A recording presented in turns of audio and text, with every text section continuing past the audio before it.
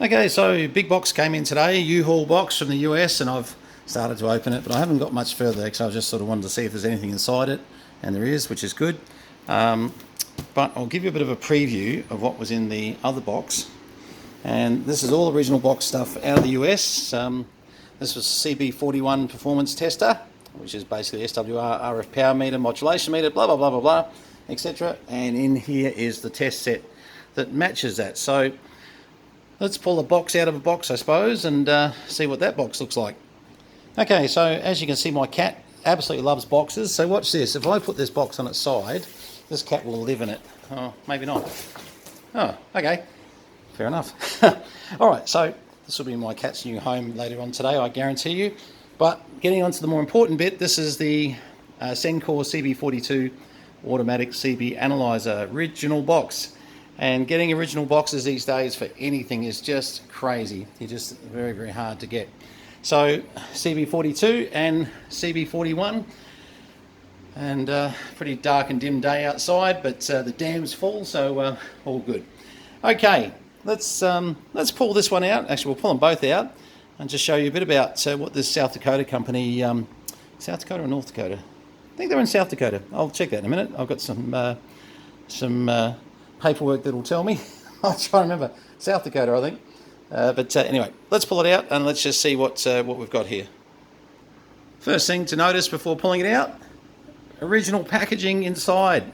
This is how stuff gets from one side of the world to the other without getting too damaged. Don't get me wrong, things still get knocked about and dry joints happen, and I have bought these bits totally as is from Christopher. Christopher's become a good mate of mine over in the US. And I've got to say, as I kept saying to him, don't panic about whether it works or not. We don't care. He's, for all intents and purposes, thinks it works quite well. But after travelling a few thousand kilometres over the water, lots of things happen, but nothing we can't sort. Let's pull it out and just see what she looks like. It certainly looks like it's that foam has really helped it to get across to Australia from the US. Okay, so just to show you how this packing works, really good stuff. I mean, you know, the guys in the US that used to make this sort of stuff, they did the last little touches to it, sorry, that really made sure they shipped quite well. Have a look at this. This is the familiarisation tape for the 342. There is actually a tape for the CB41, sorry. And sorry, it's CB42, not 342. I'm reading this as written, but it's just got missing a bit of paper there. CB42 familiarisation tape. So you literally could put this on in your car, probably not easily these days, and listen away to what you can do with this box. Now, I suppose you probably want to see the box. Let's have a look. Okay, now check this out. Now this has obviously still got foam over it and everything. Have a look at the quality, 1970s. How clean is this? When Christopher listed this up on the US, one of the biggest problems I thought we had was, why the hell would Christopher go to all the trouble to send this to Australia with all the risk involved, the scams that go on around the world these days, and everything that, you know, can go wrong? Why would he trust us? And he wasn't short of people saying, oi, forget the guy in Australia, I live in, you know, somewhere in the US, I'll buy it. But Christopher hung in there with us, and I've seen the photos of it, but I've got to tell you, this is just amazing. This is so clean. Christopher, if you're watching this is amazing. Seriously, mate. Thank you. But we'll fire it up in a second, and we'll just sort of see how much smoke comes out of it. What you won't be seeing, I'm just going to quickly pull a lid to make sure. Oh, we might show you. Just a bit of a practice. Peter Newman got me onto doing this, to be honest. I was getting a bit lazy, and I was getting things in, quickly plugging them in. Generally, you know, they worked every time. Then we had our first one go up in smoke because we should have probably pulled the covers first and had a little look inside to see that there was a cap that was in big trouble. So with this, we'll just quickly pull a cover off and have a look. Peter Newman, if you're watching this, I have been listening to you, mate, and you are 100% right. Okay, let's have a look. Now, just for a little break in our pulling the unit to bits, I just wanted to prove something. Hello. Hello. This is Daenerys, a little cat that just loves boxes, don't you? She's deaf, unfortunately, but She will hide away in any box that's possible, won't you, Daenerys? Hey, mate. Hey, mate. Righto. Okay, well, back to pulling the screws out of this thing. Okay, so bottom cover off, top cover nearly off, just got a few screws, but I thought we'd just have a look on the bottom section, of course, just to see what we're looking at. And they've got their fusing system going through here, and obviously a little transformer that's be set up for 110 volts, which we can easily change that to 240 volts very simply. They do have a 12 volt input on these as well too, so you can run this straight off 12 volts. But yeah, definitely 1970s. Just a few caps in there we might have a look at, just to upgrade because of the age of them. But overall, this is all looking very good. This will be all the tuner coming through there and all the input. Yeah, okay, so input, blah, blah, blah, blah, blah. Yep, okay. We'll have a look at that a bit closer in a second. But on the back of it, I haven't taken the top lid off yet. Obviously, you've got your 110 volt input sitting there. You've got your 12 volt sitting on a, so you could actually take this out to a portable situation. Now, have a look at this. I mean, this company in South Dakota, and I just want to double check that. I'm sure it was South Dakota. Here we go. SD South Dakota, yep, Sioux Falls. They supplied, have a look at these leads. Everything came with leads and bits to do all your testing. And they used to use these little mic testers. They do this on the B&K range as well. And you can put a tone through, etc., and make sure that mic's working, etc. But counter input cables, RFI output cables, so for SIGGEN, etc.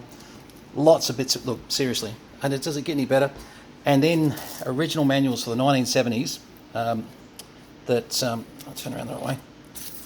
And how to convert. You know what? I am still using a chart to convert TV.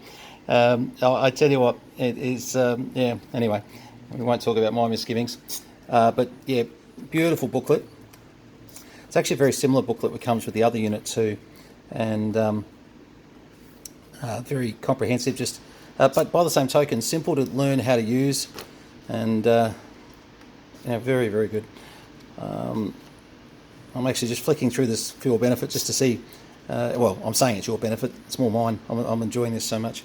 But anyway, okay. So let me just see if this cover comes off easily. I've got a couple of concerns about that at the moment, and I'm not so worried about up the top sections because I know what's in there. But I'll see if I can get that off easily, and we just have a quick look. I'm always more interested in the 110 volt area, just to have a look, make sure nothing's come astray, that I'm not going to be plugging in a 110 volt voltage to find out that the chassis is live, or etc. But they've even got a 4 volt peak to peak. Okay, yep, okay, all good. All right, well, let's see if I can get the other one off. Okay, so there's a little bit of behind the scenes stuff that you didn't get to see. There's a little bit of hassle at the moment just working out these handles coming off. So I haven't given you an insight on the top. We'll do that a bit later. I just didn't want to rush. I wanted to be 100% sure, because you can easily... what the problem is whether that's got a couple of screws in it, which is holding this case on. And because I just want to get this thing going, I decided to just check the power supply. We're running just through still in the kitchen, by the way, just sort of enjoying the views. I love it in here. Running this through a little step-down transformer, and it is firing up perfectly, and it's as you can see, the RF tuner that you've got here, something to be aware of. These initially came out as a 23 channel piece of test equipment, and this one says your CB42 is completely factory equipped for both 23 and the latest 40 channel transceivers, with these additional modifications. What have they got here? The additional 5 channels mark 41 through to 45, a factory preset to channel 4, 005. Should you expand the CB42's capability, blah, blah, blah, blah, blah. Okay, so obviously, yep, these were meant to be a RF test set for 40 channels, previously 23, etc. So as you can see, the frequency counter keeps up with it as we keep sort of going through. Let's go to channel 35. Whoops. The idea would be to find 35, which is underneath there. 354.23, close enough. And yeah, look, that's firing up beautifully. Now, before I get onto this, I don't know how far we'll go with this at the moment. Being in the kitchen, I can only sort of do so much. But anyone who knows me knows that I just get a bit excited and want to pull things to bits and have a look at what they do. And wouldn't it be interesting to play the tape, you know, how to use your signal generator, an Rfif generator, etc. All right, let me show you what's in the CB41 box. That's probably the next step. So, as you can see, Sencore did a SWR power meter, basically with modulation meter, etc. That was set up. They did it a little bit like Bird did, to be honest, because in the back here, you've actually got your little sensor system set up. Your remote sensor, which, well, it's kind of not how Bird does it, really. Hang on, I need to be able to get this out. I need 2 hands. Right, that's a bit better. So, yes, you've got this 50-channel sensor, so 500 kc sensor, which is, they make a point in the booklet to say that this sensor must go with this meter. That's how finely tuned it is now. Maybe not. I think pretty broad, sort of what you can get away with there. But basically, it's how you can go from antenna to dummy load, etc. It's only a small dummy load, 6 watts continuous and 25 watts max. So yeah, but that's generally how they do it. And you turn it on, your little red thing come up there, which is mechanical. Oops, sorry, come back a bit. And you can battery test it, and as you can see, it's still got batteries in it and is working quite well. They did have a DC input on the side for a little plug pack, little 9-volt plug pack, and they warn you can only use the 9 volts from the Sencore plug pack. Don't use ones from cassette recorders and a whole lot of things, because it'll blow it up. And it's a good way to sell a plug pack, absolutely. But the booklet that comes with it is really good. You know, a lot of this these days is pretty simple for a lot of us, I suppose. But back in the day, this is really quite something. And getting all the original paperwork that was came with it, there you go, 1976. And the 2 addresses, one in Georgia. Okay, so South Dakota must have been, I think, where they did a lot of their manufacturing. Not sure what they did in Georgia, whether that was that looks like more of a business address, maybe sales, marketing address. But yeah, look, it's once again really professionally done. 1970s, they just did it so well, and the book just goes on and on to tell you more and more about how to use it, how to maintain it, etc., etc.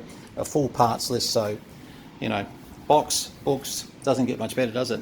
So that's the Sencore system as they sold it back in the 1970s, and they really did have an amazing piece of kit for the time. And you've just got to really take that statement and remember, for the time, you know, it's when you consider what was available at the time in CB maintenance equipment, their biggest competitor would have been B&K, I would have thought. And but this has certainly stood the test of time. It's an amazing pickup, and I'm not even whinging about the the cost of freight or anything. I've got to be honest with you. It's one of those things you get used to in the chasing bits and pieces. You know, it's just what it is.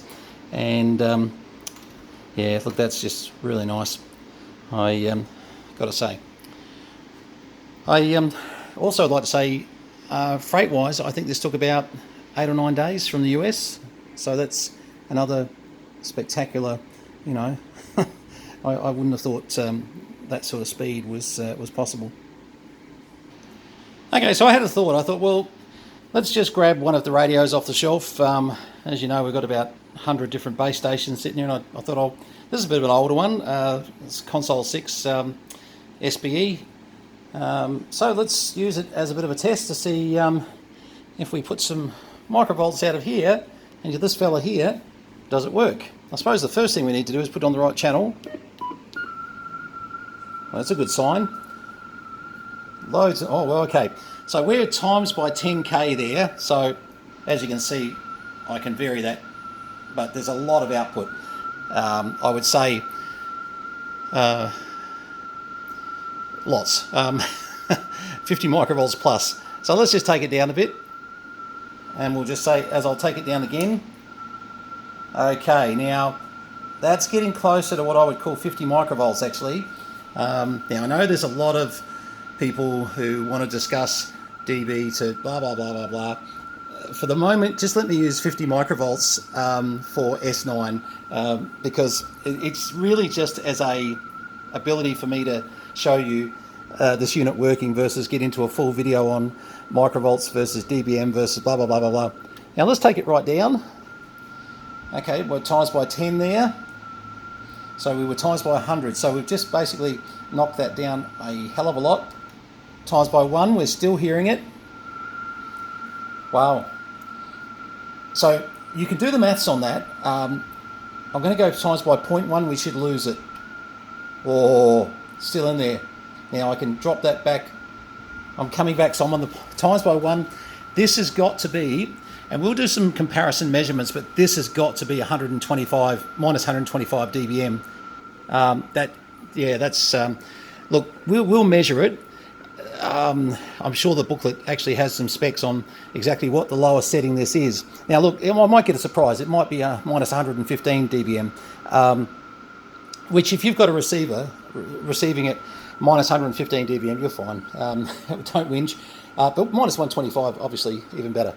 So there we go. That is absolutely working like a dream as I bring that signal up. As you can see, whoops, hang on, sorry. If I bring that, so I'm going to put the output, the microvolt output I'm going to put on halfway, so we'll start again at 0.1, 1, 10, 100, 1000, 10,000. Okay. So, as you can see, there's certainly a lot of output out of this thing to overdrive a receiver if that's what your plan is, but obviously you don't need to. Now, obviously it has microphone tests, etc., and there's quite a few things I could do. I've got to be honest with you, the mic for this is somewhere. I'm just going to go have a quick look for it in a second. If I can show you that, I will, of course. But of course, there's a lot of testing that you can do on both receive and transmit, and oh, that's the other thing too. We're actually set in lower sideband at the moment, and as you'll see on here, we're on lower sideband. So if I go to AM, we can test our AM receive. See how on AM the resolving it is that little bit harder? So I'll bring that up by one step. And yeah, look at that. Now, that's what tells me that I reckon that's probably 0.5 of a microvolt there, just from experience. I know what this radio does, and I know what sort of it sits at. And on AM, yeah, I'd say. So I would say when you're going down to 0.1, you are really going down to minus 125 dBm, or under 0.5 of a microvolt, 0.05, that type of level. But we'll go back to sideband, and we'll switch him back over here. Now you can go to upper sideband too. So obviously just to set your sidebands, but seriously, there's 100 better ways to do that now. Back in the day, this is how they did it. But yeah, just having a look at the IF tuning here that you can use. Now that won't, sorry. Audio will be for the SSB test, so none of that's going to make any difference to what we're doing here. So we're on the Rfif Generator here at the moment. And, oh, of course, well, it's going to keep doing that because we've got it turned on over here, sorry. So, I'm learning as I go here. That's not going to adjust that, it's going to adjust that, yes, yeah, okay. Actually, there's not much more I can show you on this particular part of it. It's because we're really there. The other thing I missed before, they do have a switch from 1 to 23 and 24 to 40. So this is how they handled the fact that these were just a 23 channel unit at one stage. So they wouldn't have had this switch here. They've actually just done a new switch position. This template here, you can feel they've actually put a new template on there with the 1 to 23, 24 to 40, etc. So yeah, really amazing. I love it. Look, I will play with this a hell of a lot more than what I'm doing right now, and certainly, you know, maybe even do a bit more of an update. But I just wanted to check that it's arrived okay. So Christopher, if you're watching this, mate, it has arrived in fantastic condition, and as I've been saying on the video, you know, it's as rare as they get. I mean, they really are. They're extremely rare, and we're so happy that you trusted us to be the new caretakers of it. And all these bits, they're just crazy. It just, I mean, the amount of work they went to back in the day, and just fantastic. Anyway, all right. Well, look, that's the Sencore CB42, and obviously the matching CB41. I won't go into doing test measurements on the RF side here at the moment. As far as transmit, I'm pretty sure that that's all going to come up. If I had a microphone for this thing, I'm tempted to go just see what I've done with that mic. I think it's in the other room, to be fair. Might have a quick look. I'll just have a very quick look. Okay, so that was worthwhile, but not. Yeah, I know it. I'm in between wiring up a new bass microphone for this. I've got the SBE amplified microphone for this, so that's why I was trying to think what's going on with this. Somewhere there is a hand mic, though, to be fair. But anyway, all right, so that's the CB42 and the CB41. Really, really impressed. Thanks very much, Christopher, for all the work that you did over in the US. Christopher's over near San Francisco, and got some fond memories of San Francisco, that's for sure, and San Mateo and all through there. So certainly good to chat, and certainly I appreciate all your help, mate, because these things don't always go well as far as getting them over, and this has arrived perfectly, so don't get a better result than that. 73s from VK3CM, and we're in Tangambalanga, northeast Victoria, enjoying the beautiful rainfall. The dams are full, and it's and you should see we're doing a bit of work out there too. A lot of work right now, but anyway, as the rain lets us do so. 73s to you, all the best, and I'll leave you with a picture of the big box that arrived today. All the best, cheers.